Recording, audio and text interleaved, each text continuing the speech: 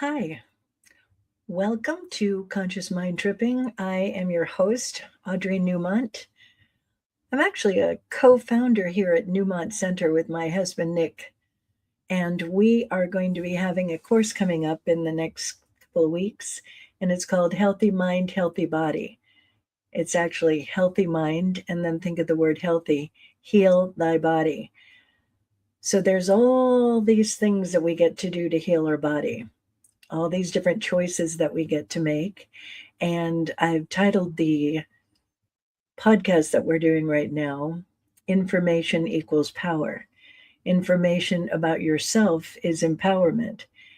And with us having this moment right now where I'm hearing about all these people that are sick, I've got good friends who have people around them that are making their transition. And it's just a challenging moment health wise for a lot of people right now. So, this Healthy Mind, Healthy Body course is an 8-week course, and we go through all kinds of information in that course. But tonight, I'm going to give you something that isn't in all that information. So, I'm going to start with a bit of a story. I have my own health journey that I've been on, and from, I don't know, I'm just about to be 64. So when I was around 50, I got really pretty sick. So now I guess for almost 14-ish years, I have been on a lot of information because I needed to own my power. So one of the things that we're going to be talking tonight about is something that I have been looking at recently. I read this book, and it is about a guy named Edgar Cayce, and it's called There is a River, and it's a story of Edgar Cayce. And I want to tell you a little bit about it because it was fascinating, and it talks a lot about health, and it also talks a lot about something that is near and dear to my heart, The First Driver. That's going to be my next book that's coming out. The reason why I liked Edgar Cayce so much is because he used the first driver in such a magnificent way. So bear with me while I tell you this story, and I think you'll probably find it very interesting as well. So Edgar Cayce was born in the late 1800s, and he was a very simple guy. He was just like a farm boy, and he loved reading the Bible, or he loved the Bible. And he was, when I say simple, he was just a simple person. And he was struggling in school. So one day he had this vision. He would go out along the creek, his river, and one day he saw a vision of this, I guess it was like an angel for him. And that vision gave him some information. And basically, as he was struggling in school to really understand the material that he was supposed to read and assimilate it, the information that he got was to go to bed and put the book, his school book, underneath his head. And so he would wake up in the morning and he would know the material in the book. I know, it sounds a little far-fetched. And to be clear, a lot of the things that I'm about to tell you seem very far-fetched, and it's all documented. That's another cool thing about this story. It's not just hearsay or conspiracy or whatever that is. It's actual truth. This happened. So he realized that he could go to sleep, and in that sleep state, he could gather information and he could go to school and he would know the information. So fast forward, he has a moment where he is having trouble with his voice. Literally, he couldn't talk very well. And in their small town, they had this person that came that was a hypnotist. I'm a hypnotherapist, so I know a little bit about this. And the hypnotist, I'm making this big book into a very short story. The hypnotist was able to help him by putting him in a trance state. And then they started to realize that when Edgar would go into a trance state, he was connected to the subconscious. He was connected to what I call the first driver. So this information that is available to us, he was able to go in and not be present in his body. He was able to be in this field of intelligence. So he would go into a trance state, and then they realized they could bring people to him, and these people would come to him from all over the place. They would be sick. They would put him under in hypnosis, and he would be able to read the person's body and understand why he was sick or she was sick, and more importantly, what they could do to heal it. So one of the stories goes, and I found this just fascinating. He told one of his patients, "You're sick. This is what you've got. Here's where you go." And he directed them to go to this pharmacy and to get this particular product. So then he has a follow-up visit with them, and they came back and they said, well, the pharmacy didn't have it. So he goes into a trance again, and he says in trance, no, you go back to the pharmacy, you go to this particular shelf, and there is a product, it's behind the product. And sure enough, they go back to the pharmacy and they get the thing that is able to heal the person, to alleviate whatever was going on in their symptoms and in their health. And it's important to get, when you're hearing something like this, again, I've said this many times, I'm going to say it again, we don't learn in school all the things that I've been learning, which is why information equals power. There's different parts to this story that are super important, and one of them being this information didn't come out of nowhere. This information, there's all of this stuff that we literally just don't have an awareness of, but that doesn't mean it's not there. So for a lot of you, I want you to think about it like this, and this goes back to the part about the first driver. Edgar's able to be in a trance, and he doesn't know anything about biology. He doesn't know anything about doctoring. He doesn't know any of that stuff, but here he is in a trance, and he is able to recognize what's going on in somebody's body. How does he do that? So I like to describe it like this with my clients. It's like when we're talking about the first driver, this intelligence, it is really kind of an undescribable thing, but it's also information. So Edgar Casey's bringing in information, and then when he comes out of the trance, he doesn't know what he said, he doesn't know what it was like, but that doesn't mean it wasn't there. And when you're thinking about what that looks like in your own life, when you are using the first driver, you all are probably watching me on one of these basic cell phone. There's no strings attached. It's just bringing in information. I can call people in other countries. I can get on there and use whatever it is I want. It's got all these different apps in here, and there's nothing attached. There's no screens, but there's intelligent information going into the phone, and I'm able to put information out. So we all have the ability to do that when we are connected to and using our intelligence. So when Edgar Casey was in these trance states, he was able to do that. And then he would get out of the trance and he'd be like, what did I say? What did it look like? So it's important to recognize we all have the ability to connect like that. And he was one of the first, they call him the sleeping prophet, that was able to do that. And it wasn't something that he said, I'm going to do this. He just, on a level, allowed it to happen. And his faith in that higher, what he called God, in reading the Bible and owning that part, I think that's what really drew that in for him. And he had this gift that I think the world really needed to see. So then as you fast forward in Casey's career, it's really an incredible story.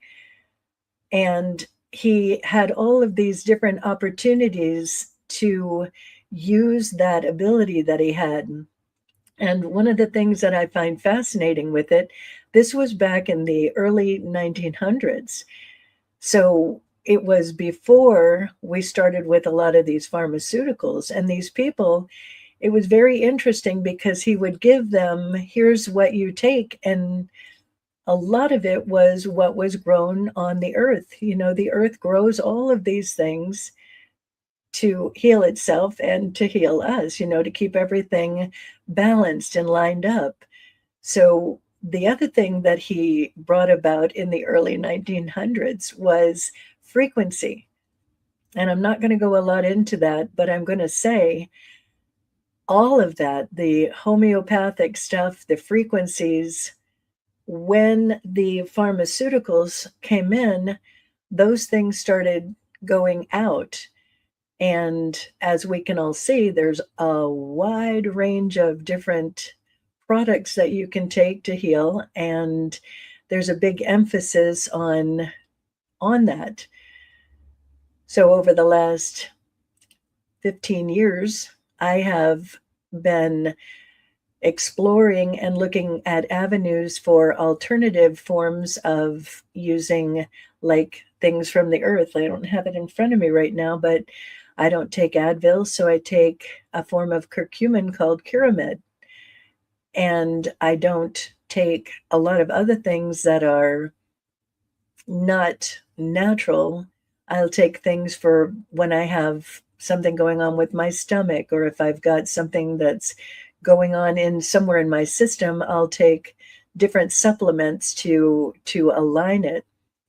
And I think it's important to get, we're in a moment right now where there's all these different options that are happening. So you can go a holistic route, or you can still do the choice of whatever it is that are the other solutions. But another thing I wanted to talk about, when he brought in frequency, that's using energy, that's using kind of like electricity. So when you are looking at that kind of information, we have right now different modalities. I just went to a new place recently. It's called Just Hope. It's here in Thousand Oaks, and they have some incredible things.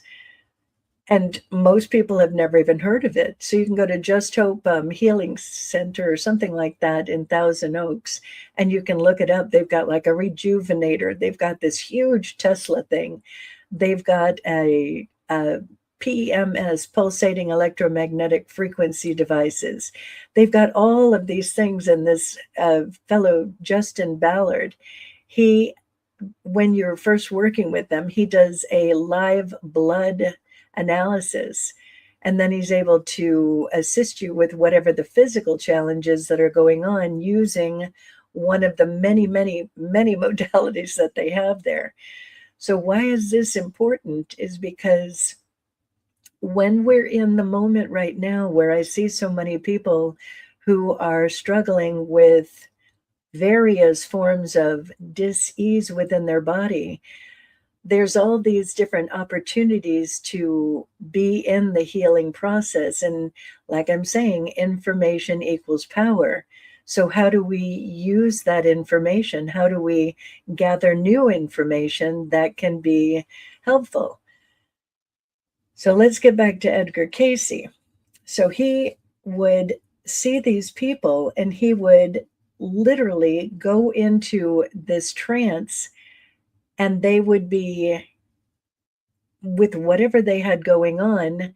And one of the challenges that they had is, in order for them to get the products, they sometimes were not able to get them, or various things would go on with that. So over Edgar Cayce's lifetime, he really had a strong intention to have his own hospital.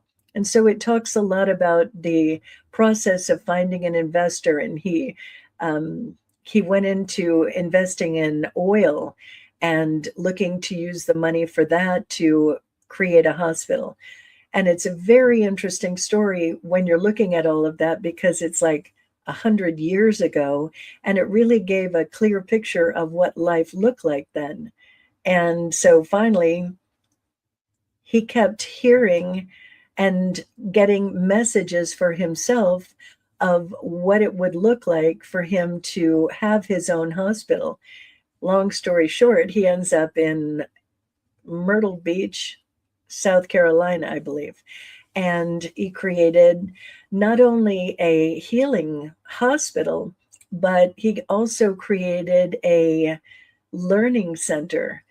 And I got to say, for somebody who came from a very simple story, his simple beingness, and doing all of these things, it's fun to watch the story unfold and how he brought in different people and how they literally supported him in creating this learning center and hospital.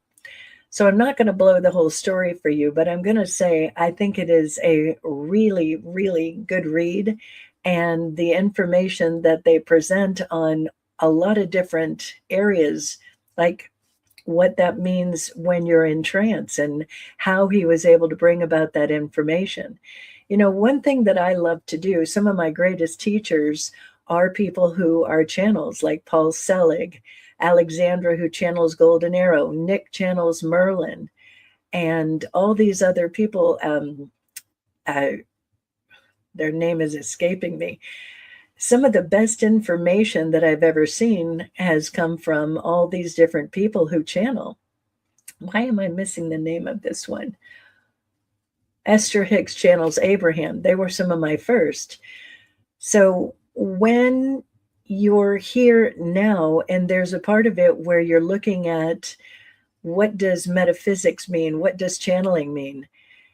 If you can get beyond the skepticism of it and just listen to the message underneath it, like for instance with Edgar Cayce, these things are all documented. This guy knew nothing about doctors, but here he is giving information to these people that is able to heal their bodies. So it's important to get, sometimes we have to step beyond our limiting beliefs around what things are and look at, well, if we just skip the part that they're in trance, what's the information? Like Paul Selig, he channels, and it's brilliant information. I've read all 13 of his books, some of them a few times, and the information is powerful. So when we're talking about the first driver, there's a part of it where you've got to understand this is the body, this is the car, and we're the driver. And it's an energetic powered car, and information is going through the car all the time. And we're managing it with our mind and most importantly with our heart. So when you're looking at the health of your body, it's important to recognize that first driver along with the information. We have the ability to use that information, use our mind, and importantly, our feelings to generate better health. As an example, when we're in, say, anxiety or anger, those are two pretty big ones. And a lot of people have those feelings on a very regular basis. When we're in those feelings, the heart is producing always electromagnetic energy. And that energy talks to 50 trillion super intelligent cells. So those cells know what to do with the energy. The outside of the cell is the membrane. And that membrane is like, for instance, when you're anxious, it a lot of times starts in the pit of the stomach. It starts in the heart. And when you've got that anxiety going, there's an overload of that feeling. So the energy leaves the center of the body and it goes to the extremities.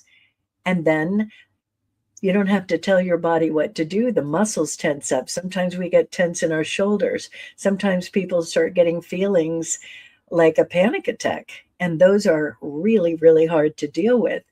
And it's not like you're in there telling your body you've got to do all these things. The natural intelligence of our body knows exactly what to do. So it's important to get when you're in your beliefs, when you're in your feelings, when you've got your thoughts that are going on, all of that is creative. As an example, I have a fabulous book here. It's one of the beginner books that I used, and it is by Louise Hay, You Can Heal Your Life. And I don't remember when this was even put out, but it is fabulous for understanding all of the things that I just said. So, like for instance, in the back of the book here, she's got a whole list of when you've got whatever going on. As an example, where is it? Let's go to the first one. Thyroid. So when you have thyroid, it's humiliation. I never get to do what I want to do. When is it going to be my turn? These are very basic things. And then she gives you where you put your mind to take it out of that thought process that is creative in the body. This woman healed herself of breast cancer.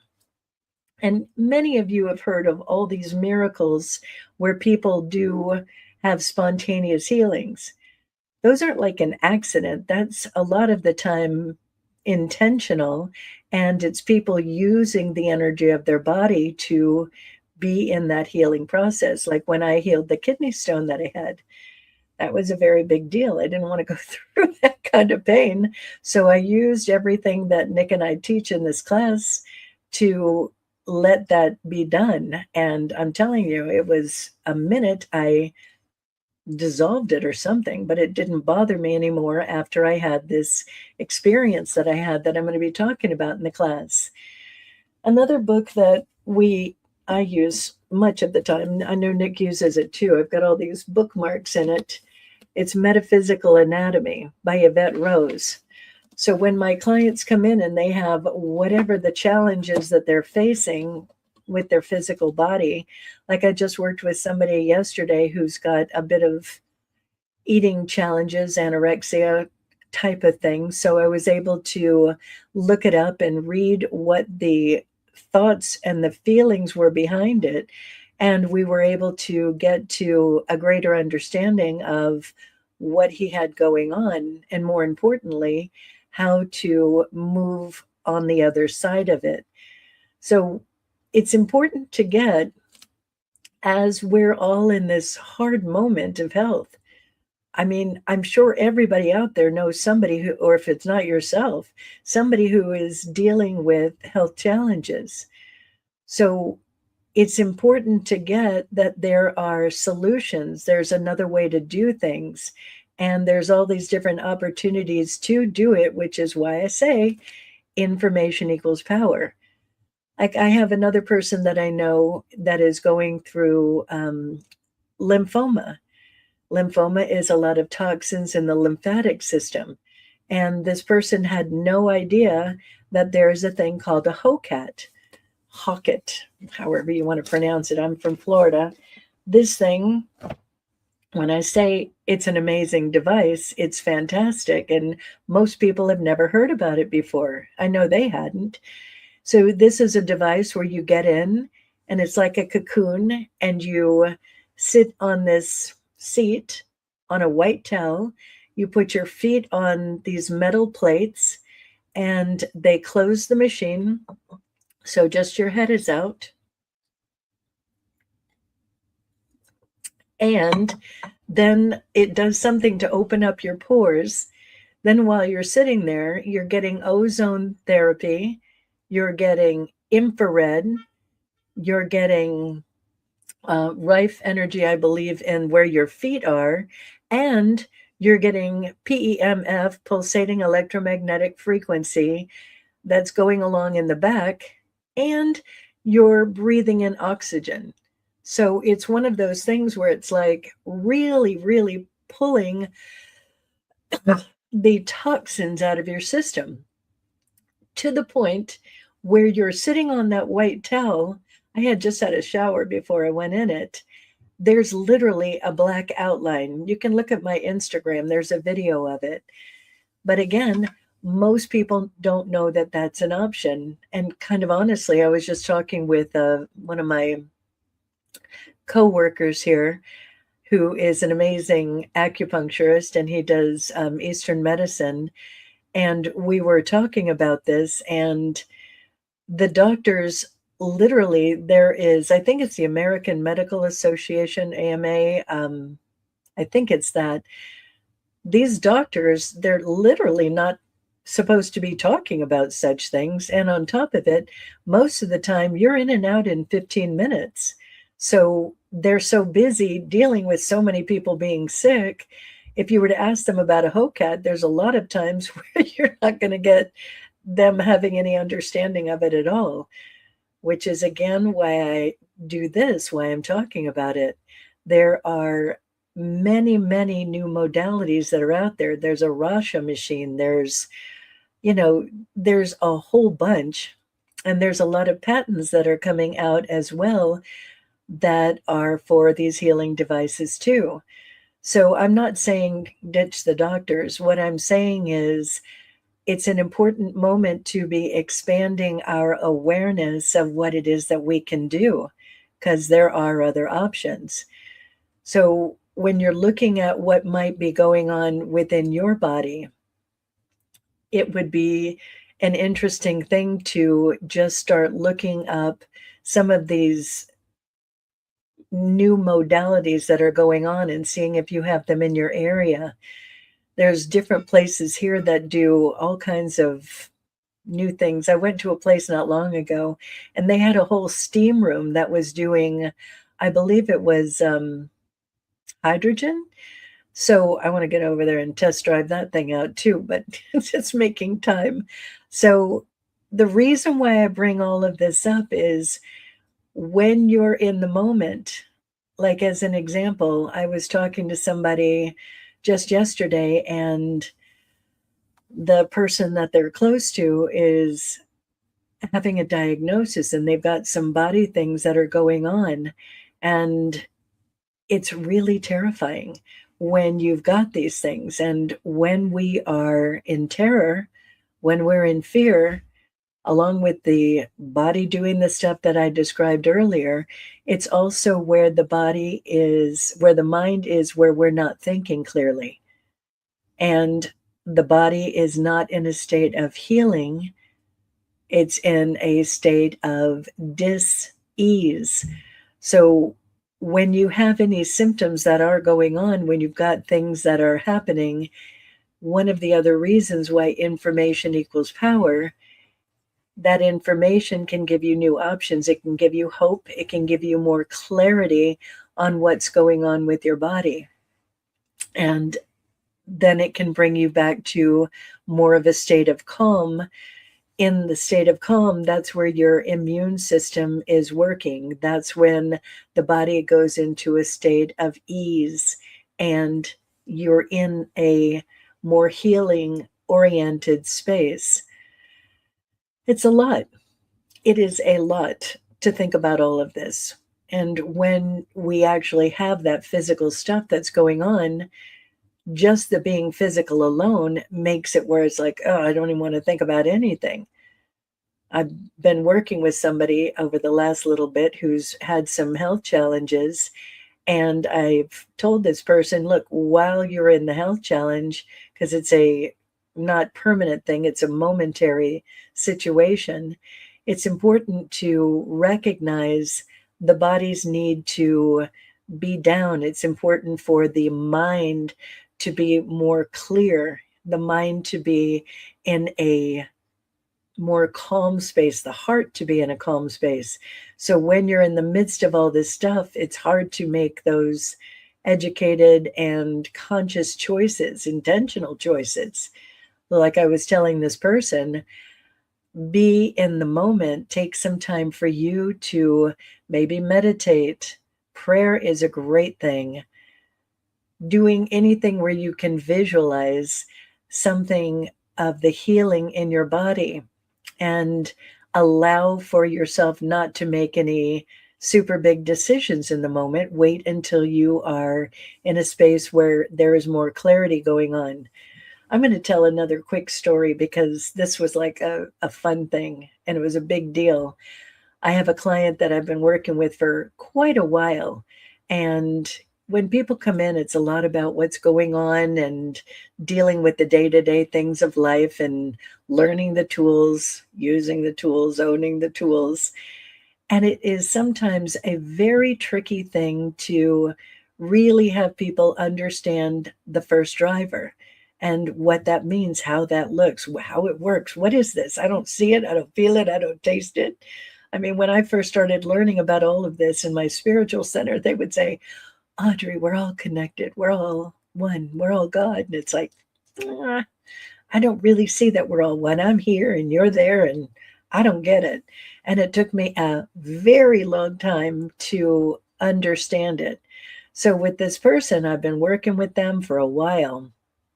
And the last time that this person came in, actually the last 3 times, we've really been getting more into understanding the first driver and what that means, how that looks.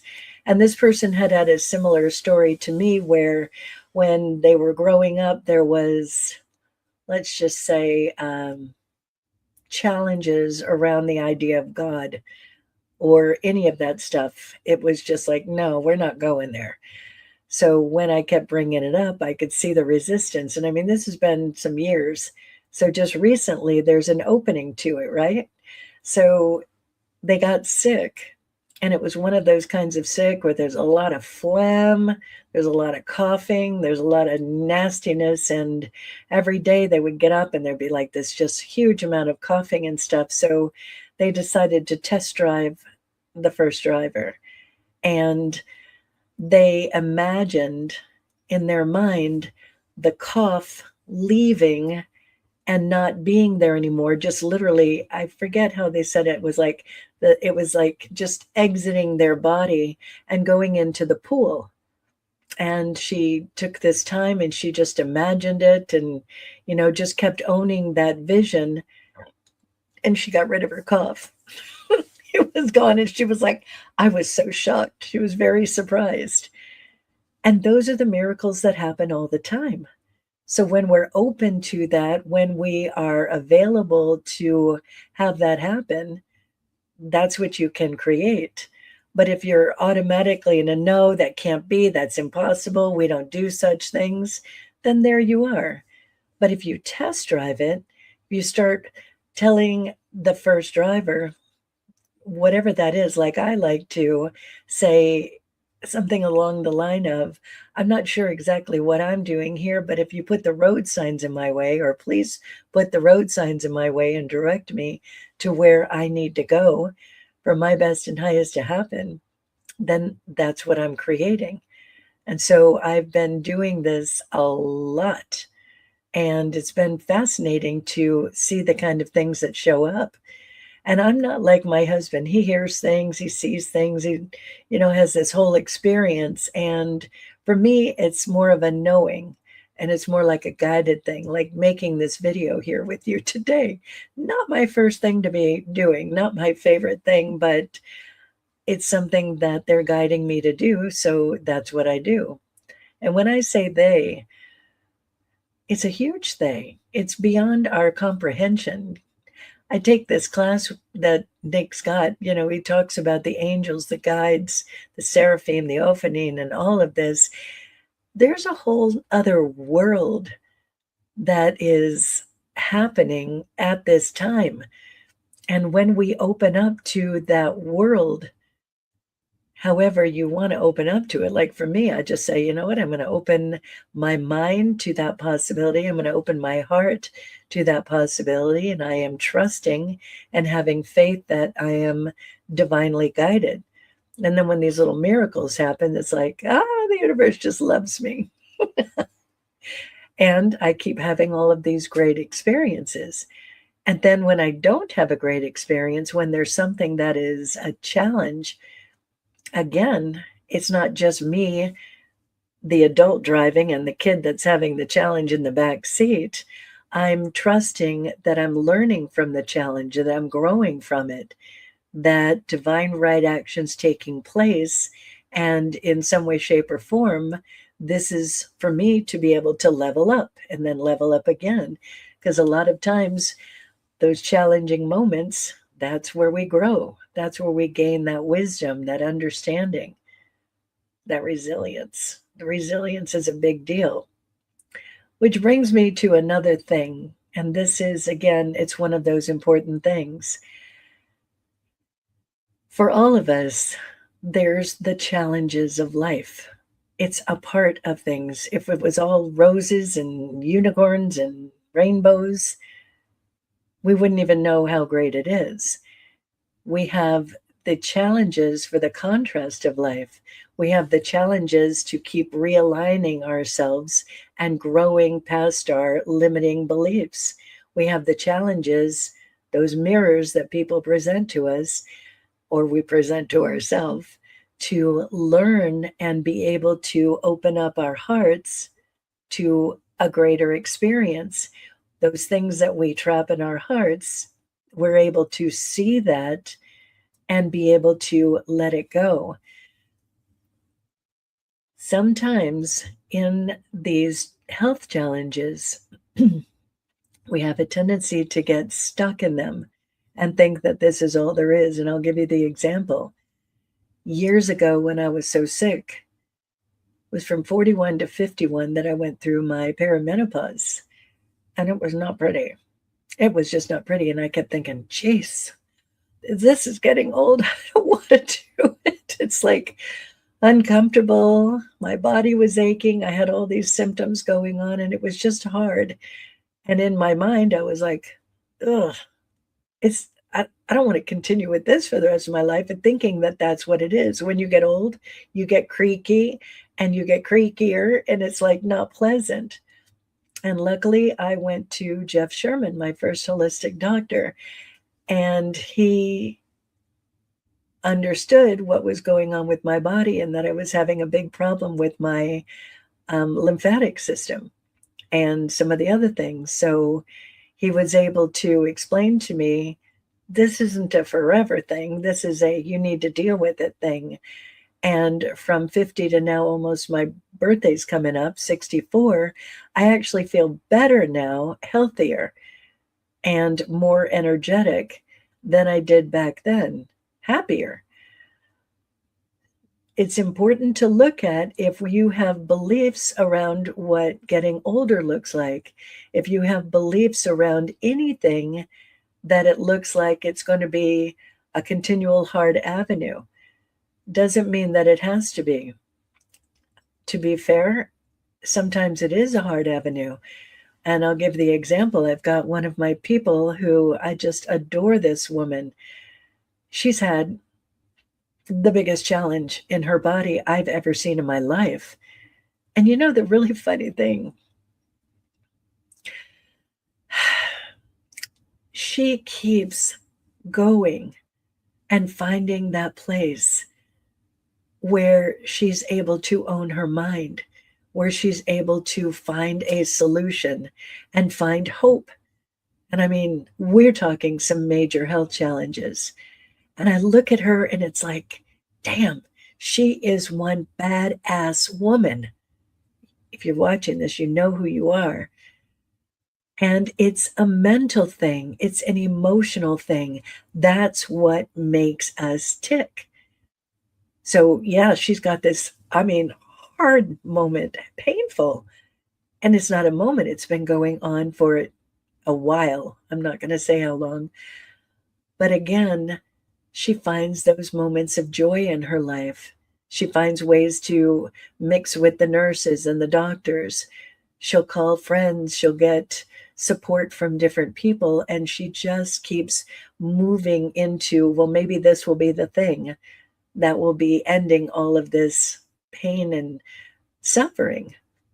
So whether you're going through something that is a long term like that, and you are finding that space within you, or whether it's a flu, flus are no fun. But again, when you're in the middle of the flu, what is your mind doing? How are you taking care of yourself? How are you keeping yourself lined up? And there's all these different ways to do it. So when Nick and I are teaching that class, we go through the different stages of the body or the different areas of the body, and we go into the body syndromes like they're here in this metaphysical anatomy or Louise Hay's book or some of the other material that we've all, well, he and I have studied over the years. And so along with the information, we're giving these solutions of how you do it and the different possibilities. We will be bringing in a lot of the different kinds of modalities that are new and many people don't know about them. You know, he and I, our intention is always to assist our clients, to assist our community in all the four corners of their lives. You know, your love life, your love of self, your relationships, that part of us that is happy, you know, that joyful part of us, the success and the abundance. And then there's a big part of it that's about health, your body, your car. It's the thing. If we don't have this, you're not having this experience. So when you have this and you're able to make new choices where maybe you've fallen off and you've not been taking care of yourself and doing whatever, it doesn't matter. When you're able to realign that and have new information, have new tools, new beliefs, new ideas, have a community of people that support you in that. We've got a whole community around us. We've got all these different people that we've referred to all the time. And it does take a community. So when you're watching this, where is your community? When you're watching this, these are the questions that you want to ask yourself. You know, what am I thinking? What is my belief about myself right now? What do I believe about myself in the possibilities, in the timeline that you can create for yourself? Sometimes you're looking at your timeline of what it had been, and you can see patterns of when you've gotten ill, patterns of the different things that have happened along the way. And like I had a friend one time, she said, I always get sick in the fall. And I looked at her and I was like, really? You know, that's an affirmation. And it hit her and she was like, oh, I see that. That was the last time she got sick in the fall, I'm pretty sure. So you look at the different ways that you have created in your life, the different patterns, and this is that opportunity where you start shifting it. You start looking at all of this and not with judgment. You're looking at it with compassion. The other thing about this thing with Edgar Cayce, and this is a challenging part, but I think it needs to be said. You know, we all watch the commercials and we take whatever the thing is, but then it could cause this and it could cause that, and it could do all of these things. I think that there's a lot of people that are gaining a realization that the earth does grow things that can be healing. I'm not saying that you don't take any of those other things, but you want to look at all the options. And if it says it could possibly kill you, you might want to take note. If it says that it could destroy your liver or your kidneys, you might want to take note. There can be another option, and we have to be open to what those options are. And we're in a moment right now where it is like, I want to say it's like a tidal wave of information on what those new options are. As an example, one of my other favorite teachers, I've got his books all over the place here, is Joe Dispenza. Many of you probably have heard of him by now. He has these processes that people do, and they go to his workshops for, I think, 7 days-ish, and they come out without all those symptoms. They're using that energy to be in the healing process. And I know that personally myself from that kidney stone from my toxic stuff. I had a lump that I got rid of. So we can do all of that. But again, you want to have faith, you want to trust, you want to be informed, you want to be open minded and maybe start looking at various bits of information. There's a lot out there. You can Google all kinds of things, or I don't like to Google things, I now hashtag them. So check them out. And if you're interested, Nick and I are starting that course coming up, I believe, on the, where is my calendar? Is it saying that my calendar will not come up? What is that? Well, I believe it's like the 12th. It's that first, second Monday in September, maybe the 12th. So keep an eye out on newmontcenter.net. We have a calendar page and you can see it there. And it's going to be in person. It's also going to be online. And it's an 8-week course that we teach, and we go through a lot of stuff. I have a lot of PowerPoint going on that, so we make it very interesting and user-friendly. So you will know more about you than you have ever known. So I'm going to call it a night. Thank you so much for being with me here. I know you're not live because I recorded this, but if you're watching this, you're still here with me. So I send you a great, great big amount of love and light, and I will be back on here again soon. The Spirit's guiding me. I have a lot of things that I should be talking about. So take care. Much love to you. Bye.